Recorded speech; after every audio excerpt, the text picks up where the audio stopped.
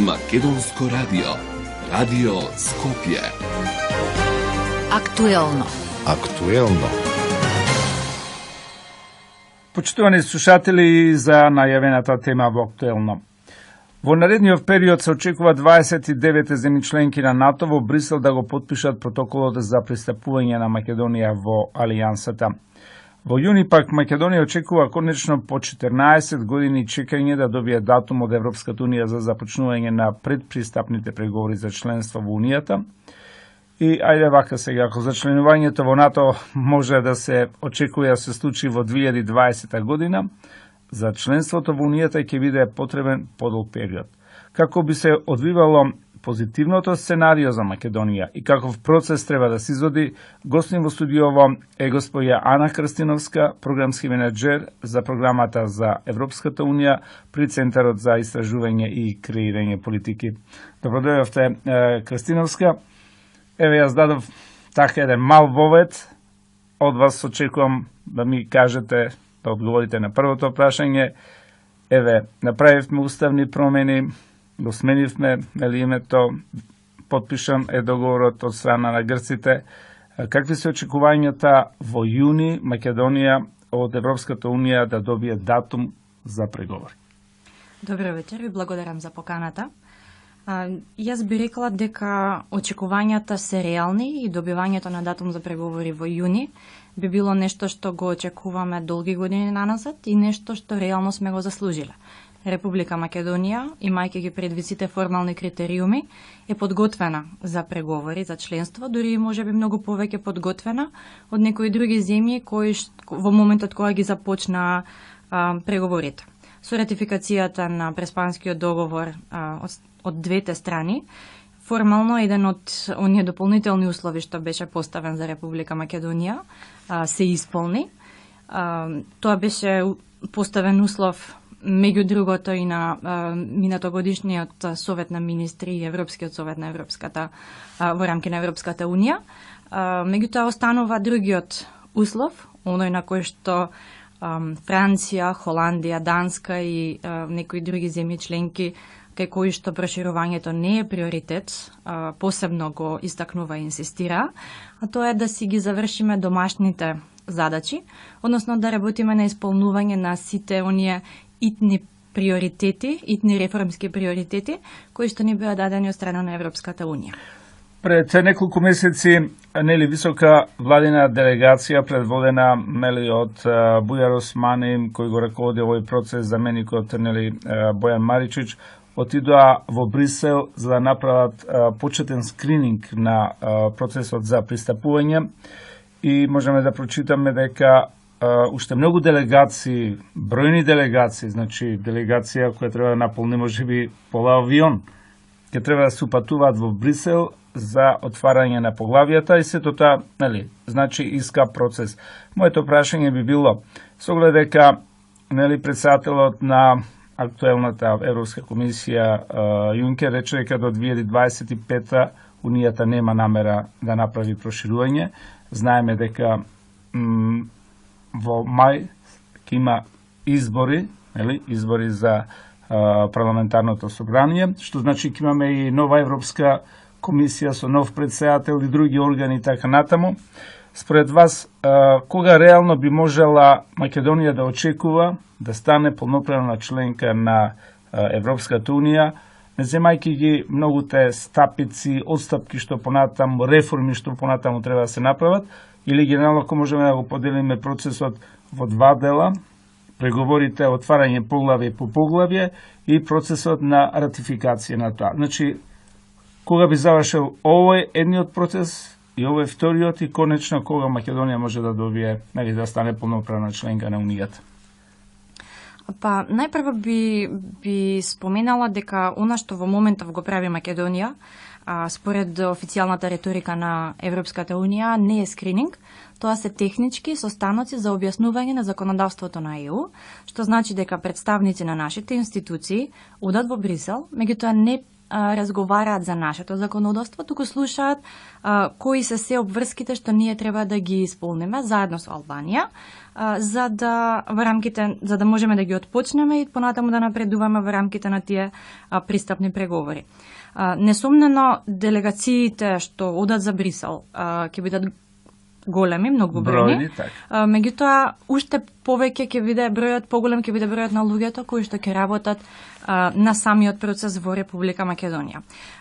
Во таа смисла, процесот е навистина сложен, комплексен, исцрпувачки за една држава и бара многу големи ресурси, и финансиски, и човечки. Со самата сложеност на процесот, и имајќи предвид како тој се одвивал за другите земји кои што... Хрватска, Словенија, можеме така да кажеме. Еве Хрватска најсвежа, да кажеме, во 2013 стана земја членка. Хрватска релативно брзо го заврши процесот на преговори за 6 години. Започна во 2005, заврши во 2011. Меѓутоа, после тоа имаше период на ратификација на пристапниот договор кој што го потпиша Хрватска, откако си ги исполни сите домашни задачи и ги заврши преговорите. И тој процес на ратификација во парламентите на сите земји членки на Унијата, колку и да се, 27, 28 или можеби повеќе, доколку во меѓувреме Црна Гора или Србија станат земји членки, сигурно ќе земе уште неколку дополнителни години. Во таа смисла, 2025 година не е реално датум кога Македонија би можела да стане земја членка. Веројатно ќе бидат потребни минимум 6-7 години за да ги отвориме поглавијата, да ги затвориме, односно ги завршиме преговорите и потоа да помине процесот на ратификација во сите земји членки. Меѓутоа и сепак и овој процес кај нас, имајќи го предвид искуството што го имаме со соседите, кои што се веќе земји членки на ЕУ, не е сигурно дека ќе трае тој најкраток можен рок или 6 години. Во случајот на Турција преговорите траат многу подолго. Така и далеко е Турција од членство во Унијата, постојано се испорачуваат некои нови услови од Брисел и така натаму. Ајде да се споредуваме барем со овие поранешни југословенски држави кои се веќе полноправни членки на Унијата. Господио Крстиновска, еве грците го ратификува Преспанскиот договор, лидерот на опозицијата кажа дека кога тие ќе дојдат на власт ќе се сменат работите, иако верувам дека Преспанскиот процес, Преспанскиот договор е неповратен процес. Грците колку и да сакаат да блокираат, а секојаш може да најдат илјадници причини, точки, запирки во одредени акти и постојано нешто да се блокира. Дали не сметате дека можеби на Македонија ќе биде наметнато уште едно поглавје Преспанскиот договор? И како грците, еве, во овој контекст, како грците ќе би се однесувале спрема полноправното членство на Македонија во Европската Унија? Токму како што кажавте, не е многу веројатно дека процесот на усвојување на Преспанскиот договор е реверзибилен и дека може туку така многу лесно договорот да престане да важи или која и да е од страните да го раскине. И во таа смисла Преспанскиот договор и ја отвори директно вратата за членство во НАТО. Меѓутоа, во однос на членството во ЕУ и самиот лидер на опозицијата минатата недела имаше, на Неа демократија, опозицијата во Грција, минатата недела имаше интервју во кое што кажа дека ако членството во НАТО за нас е завршена работа, членството во ЕУ допрва треба да се реализира. И во таа смисла потребно е да се разбере како функционира ЕУ и процесот на донесување одлуки кои што се поврзани со проширувањето. Има 35 поглавја и отворањето и затворањето на секое едно поглавје бара едногласност, односно консензус меѓу сите земји членки. Дури и една земја од било која причина да смета дека ние не ги исполнуваме критериумите да отвориме или да затвориме некое поглавје, ние тоа немаме механизам да го спречиме и тие можат да продолжат да не блокираат. Значи Грција, без да го спомене договорот од Преспа, може да најде секакви причини кои што ќе бидат директно или индиректно поврзани со другите области за кои што преговараме и да стави де факто вето најмалку 70 пати. а понатаму, по тие 6, 7 или 10 години преговори, повторно Грција треба да го ратификува пристапниот договор за ЕУ во грчкиот парламент. Не можеме во овој момент да предвидиме кој ќе биде на власт во Грција во тој момент. Она што исто така би требало до некаде да не загрижува е можноста Грција да побере договорот од Преспа да се стави во поглавје 35. Тоа е поглавјето во кое што обично се ставаат сите други аспекти, сите незавршени аспекти што би требало ЕУ да ги следи. Тоа е, например, поглавјето во кое што Србија ја има нормализацијата на односите со Косово. И доколку тоа се случи, е во интерес на Грција да го стави тоа, за нас би било доста негативно. Зошто? Заради тоа што самото следење ќе биде повторено од една асиметрична позиција. Нема договорот ќе го следи една од страните која што треба да го спроведува. И со самото тоа ние го вадиме договорот од рамката на Обединетите нации, каде што сме со Грција рамноправни, и се ставаме во некоја подредена ситуација, која што понатаму не можеме да ја контролираме и може од самиот договор да произлезат многу нејасноти кои што понатаму Грција ќе бара да се толкуваат на нејзин начин со цел да ни овозможи на тамошен напредок во преговорите. А да не зборуваме дека може и Бугарија ќе посака договор за добрососедство да се стави во истото поглавје, со што дополнително би си ја искомплицирале ситуација. Па може би, нели, и србите во меѓувреме би побарале и албанците би побарале исто така кои, нели, водат преговори, така што ние навистина уште долг период ќе бидеме во чекалната со многу неизвестности, нели, со многу блокади, колку и да се тие, нели, од соседните држави сепак ќе значат успорување на сите овие процеси. Господио Крстиновска, уште еднаш да ве представам за нашите слушатели.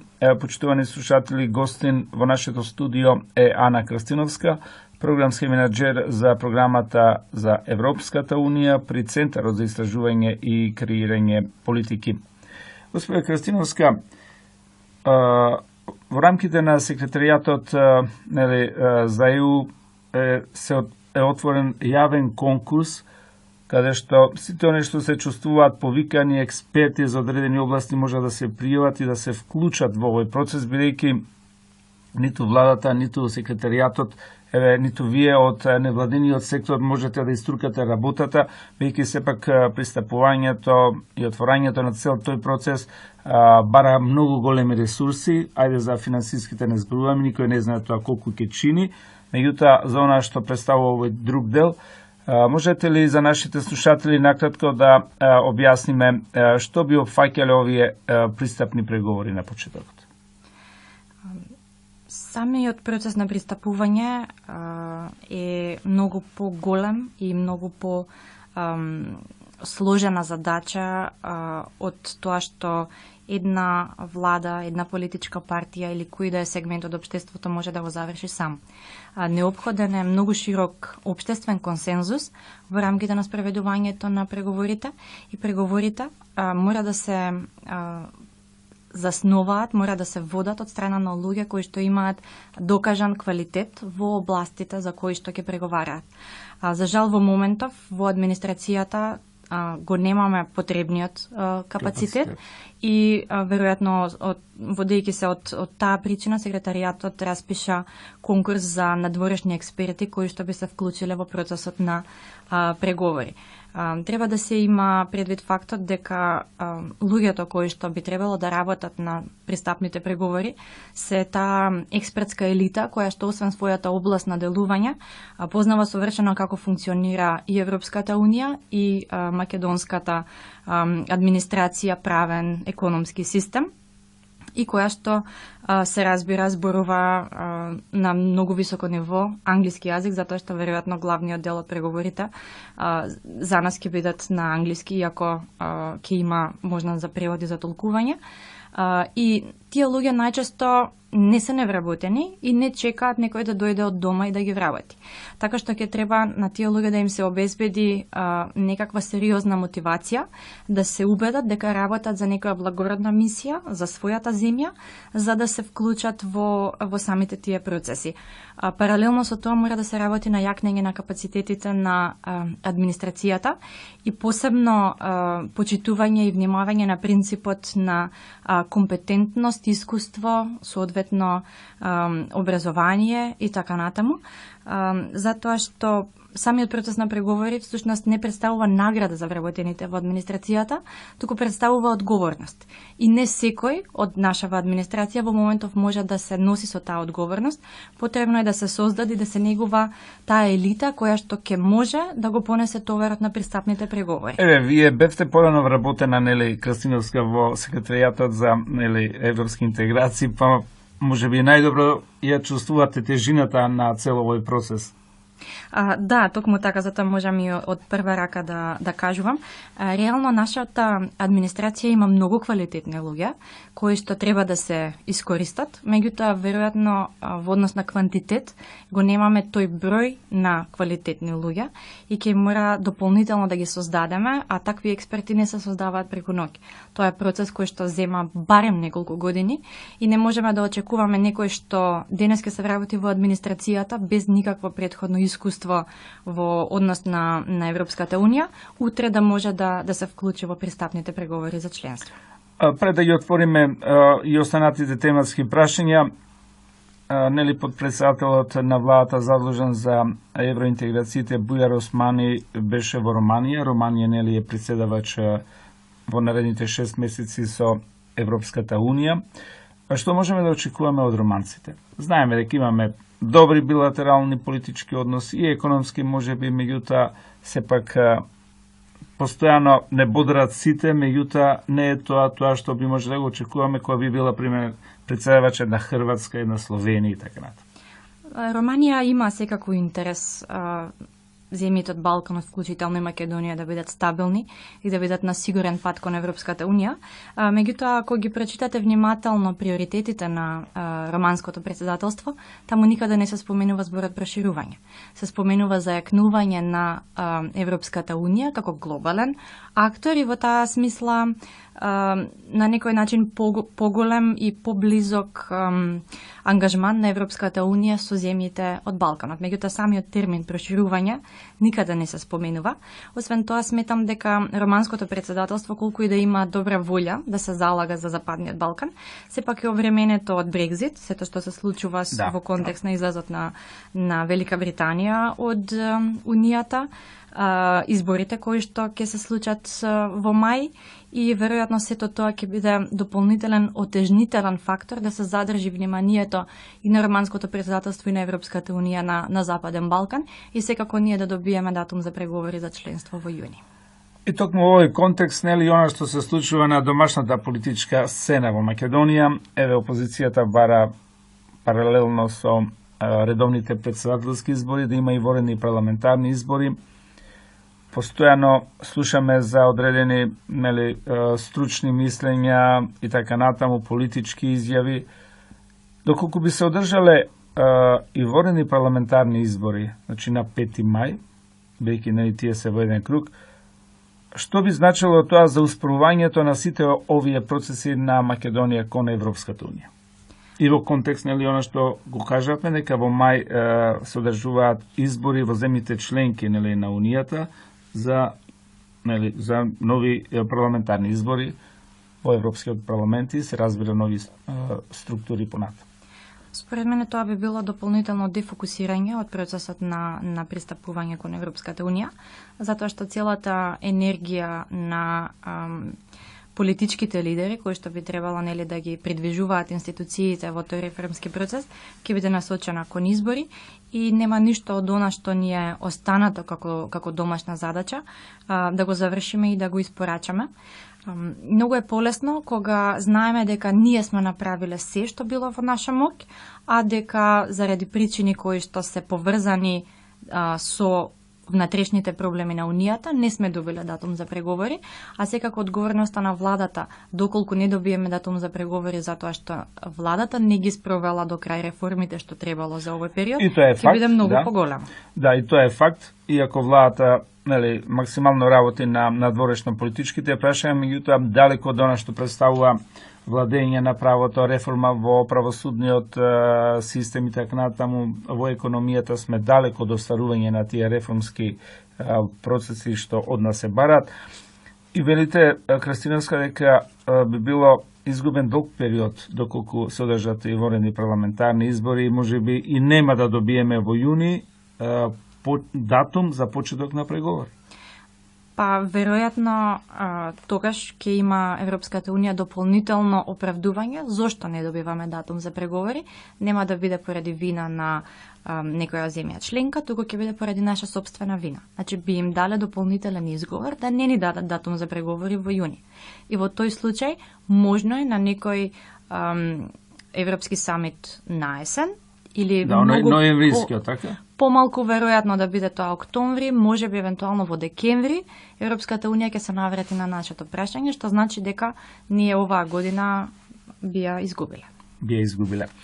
Добро, еве верувам дека нашите слушатели добија концизни одговори на конкретни прашања, бидејќи ние приоритет ни се НАТО и Европската Унија, постојано го зборуваме тоа. Да нагласиме и тоа дека Македонија уште во далечната 1993, односно 1995 ги отвори вратите спрема Европската Унија, каде што јасно се деклариравме дека сакаме да пристапиме кон Европската Унија. Да не зборувам за таа агенда на многу состаноци, на многу декларации, да не зборуваме за изјави, за посети на наши представници во Брисел и обратно од Брисел во Скопје. Да се навратиме на она што е дел од процесот, значи треба да бидат отворени 35 поглавја и вашето мислење, Крстиновска, кое поглавје прво ќе биде отворено за Македонија? Тоа не зависи од моето мислење. Први се отварат поглавјата 23 и 24, барем во новиот пристап, така наречена Европската комисија, после Романија и Бугарија, беа утврдени системски недостатоци во владењето на правото во овие две земји, што водеа кон драстична промена во начинот на водење на преговорите.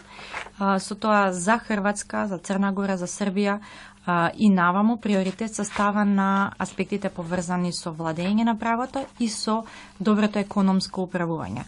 Затоа поглавјата 23 и 24 се отвараат први и се затвараат последни.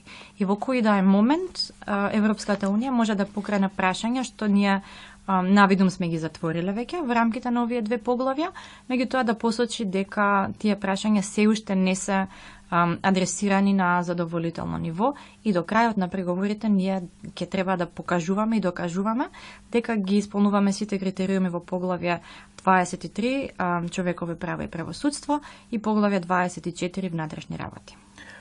Република Македонија, за да стане полноправна членка на Европската Унија, треба да го усвои практично целото европско законодавство. Тоа е наистина едно море, големо море од закони, од прописи, од директиви и така натаму. Сепак тоа, кажавме, ќе биде расчленето во овие 35 поглавја. Според вас, ме интересира вашиот коментар, дали би постоеле некои дополнителни услови за Република Македонија доколку би се отворил процесот сега во јуни, бидејќи ние сме сведоци, нели, изминатиот период постојано нешто Европа бара, дополнителни услови, треба да направи тоа, треба она, значи се имаме само условување. Тоа условување веројатно ќе продолжи да зависи од самите процеси кои што ќе се случуваат во рамките на ЕУ и со новото европско законодавство кое што понатаму ќе се усвојува и кое што ние имаме обврска да го следиме и да го усвојуваме паралелно. Ние, иако во текот на овие 10-15 години од како добивме кандидатски статус, работиме на усвојување на европското законодавство, сепак тој процес се одвива релативно бавно, кога немаме формално преговори за членство и сега ќе треба неколкукратно да го забрзаме, за да можеме, како што сме амбициозни, и како што сакаме за релативно пократок период да ги завршиме преговорите, да постигнеме сето тоа да го направиме. Она што исто така може да не закочи на тој пат е самиот превод на европското законодавство, затоа што пред ние да започнеме да работиме на транспонирање или на хармонизација на некој европски пропис, ние мораме претходно да го преведеме. Во овој момент, според нашите проценки, ние имаме преведено само околу половина од законодавството, што треба да го преведеме и понатаму да го транспонираме. Имаме уште половина, а во тој период сметете дека паралелно се усвојуваат и нови прописи кои што ние треба да ги следиме околу 2000 годишно. Треба да ги следиме, треба да видиме што се однесува на нас, да ги селектираме, да ги приоритизираме и да ги усвоиме. И не само да ги усвоиме, она што треба да го направиме е реално да покажеме дека тие прописи ние сме способни и да ги имплементираме, затоа што она што Европската Унија го нотира во текот на речиси сите последни години, во текот на сите извештаи, е дека ние имаме капацитет да усвојуваме законодавство, меѓутоа имаме многу послаб капацитет тоа законодавство да го примениме во така, тоа е рак рана нели на нашата држава, не дека немаме добри закони, имаме, ама спроведувањето е многу тешко и всушност тоа ја уназадува државата. Почитувани слушатели, вие сте на брановите на Македонското радио, Радио Скопје. Гостин во нашето студио е господја Ана Крстиновска, програмски менеджер за програмата за Европската Унија при Центарот за истражување и креирање политики. Господја Крстиновска, чинам дека од многу важно значење овдека дома кај нас и опозицијата да биде активно вклучена во овој процес нели на преговори, овој процес на хармонизирање на законодавството и така натаму. Впрочем, не може власта сама се да постигне ако нема и подршка и ако опозицијата не биде вклучена. Да не зборувам нели за ова вклучување што е во рамките на владата, во рамките на собранието каде што одредени комисии има представници, пратеници од опозицијата. Меѓутоа, генерално, како опозицијата да биде вклучена, активно да биде вклучена во овој процес? Опозицијата, без разлика која на власт, игра клучно значење во преговорите. Во некои земји членки на Европската Унија, во текот на преговорите, токму и главниот преговарач бил именуван од опозицијата со цел да се обезбеди што е можно поактивно и проактивно и конструктивно вклучување на опозицијата. Доколку во овој момент оваа влада ја исклучи опозицијата, можеби по 4 години, по 6, по 8 години ќе имаме поинаков однос на силите и некоја нова влада ќе ја исклучува опозицијата и самото тоа е на штета на целиот процес и на целото општество. Како што споменав, самиот процес на пристапување во ЕУ подразбира длабока трансформација на општеството која што мора да биде заснована на поширок консензус. И власта и опозицијата можат да наоѓаат милион причини да дебатираат и да не се согласуваат, меѓутоа она што треба да се направи во рамки на процесот на пристапување кон Европската Унија мора да биде точка за која што ќе бидат и власта и опозицијата усогласени. Дополнително заради тоа што самиот термин преговори всушност е формален термин кој што не означува дека ние реално нешто ќе преговараме. Значи дека во тие 35 области имаме законодавство кое што треба да го усвоиме. Некогаш тие закони може да се случи да се донесуваат со двотретинско мнозинство, зашто власта и опозицијата мора да соработуваат. Да, законите од областа на правосудството се со две третини, така. И не случајно оној форум кој што треба да ги обединува власта, опозицијата, граѓанскиот сектор и сите други релевантни чинители во собранието, мислам на Националниот совет за евроинтеграции, по правило го председава опозицијата. И токму тој форум би требало да биде искористен за да се гради консензус за клучните прашања и да имаме обединети заеднички позиции на сите политички чинители и на сите останати чинители од општеството. Господја Крстиновска, ние постојано зборуваме, нашите политичари имаат полна уста евроинтеграции, за членување во НАТО, за членување во Европска Унија, меѓутоа тоа повеќе имаат, како би кажал, повеќе пропаганден ефект кај граѓаните.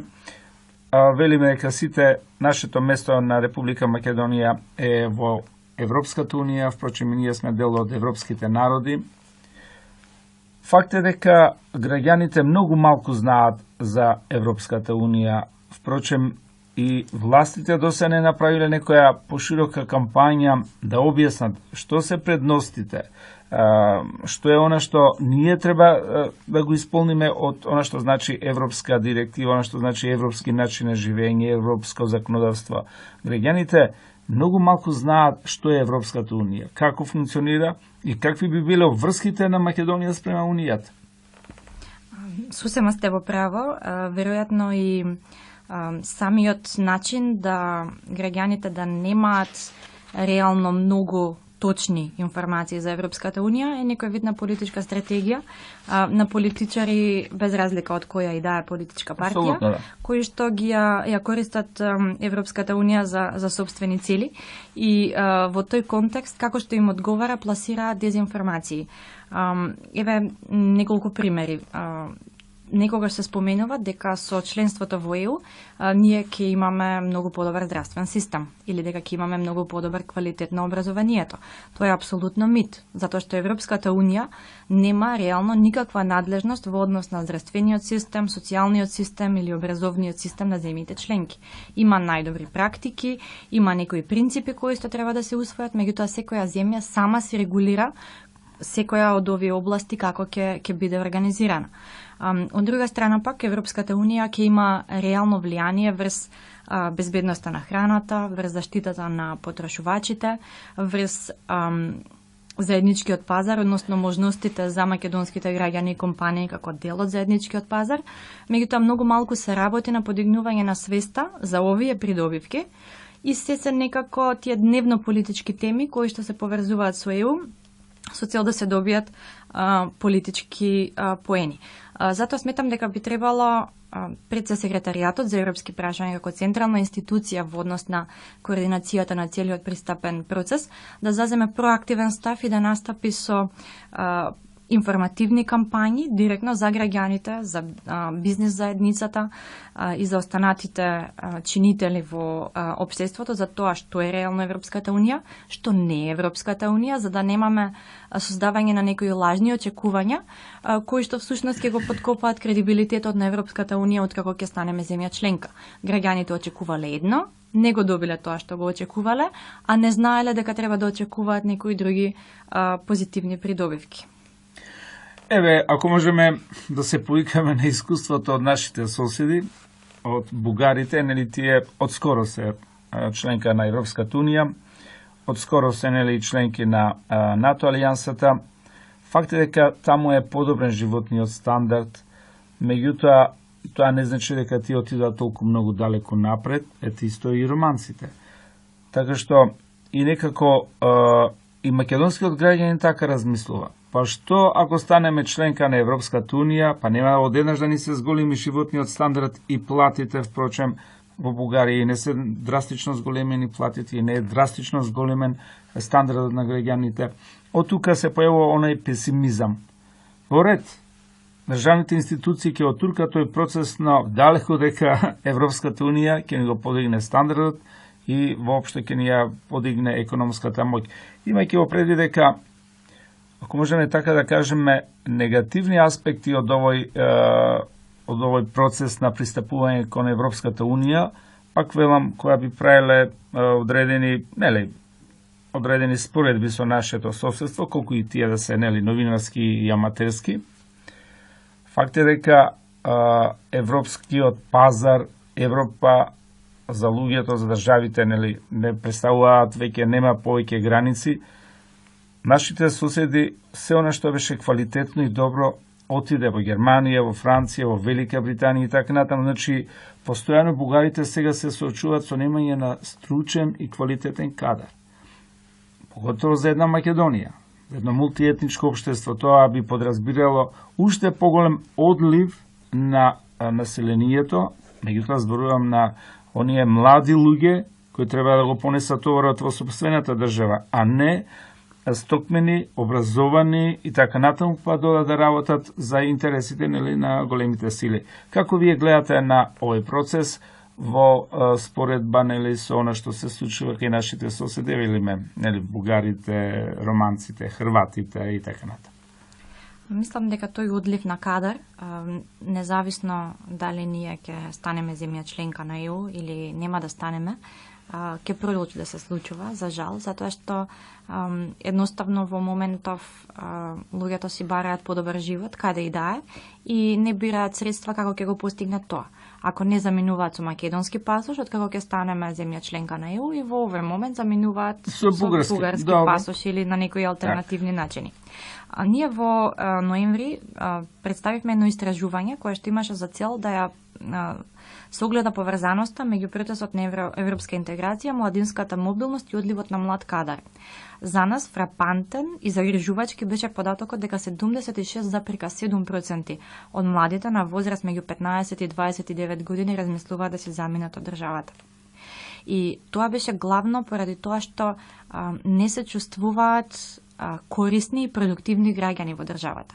Не беше поради невработеност, не беше поради животен стандард, беше поради тоа што не се чувствуваа дека ова општество им дава визија, им дава можности за развој, им дава можности за квалитетен живот. Под квалитетен живот подразбираме достапност на јавни услуги, можност за квалитетно образование и така натаму, не само оние материјални аспекти.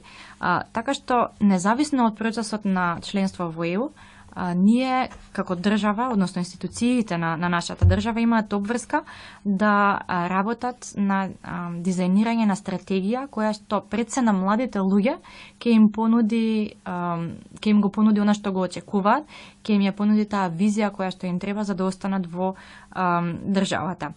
Дека споменавте Романија и Бугарија, конкретно за Романија еден податок дека во однос на економскиот стандард бруто домашниот производ по глава на жител во Романија се удвои од периодот кога станаа земја членка на ЕУ во 2007 година. Значи, членството во ЕУ е двигател на економскиот раст и на подобрувањето на квалитетот на живот, меѓутоа сепак зависи од самата земја колку тоа ќе го искористи. А за да можеме подобро да го искористиме, ние треба да почнеме да се подготвуваме уште сега. Ние имаме и сите земји од Западен Балкан 1/3 од бруто домашниот производ по глава на жител споредено со просекот на ЕУ. Значи не зборуваме со најбогатите земји.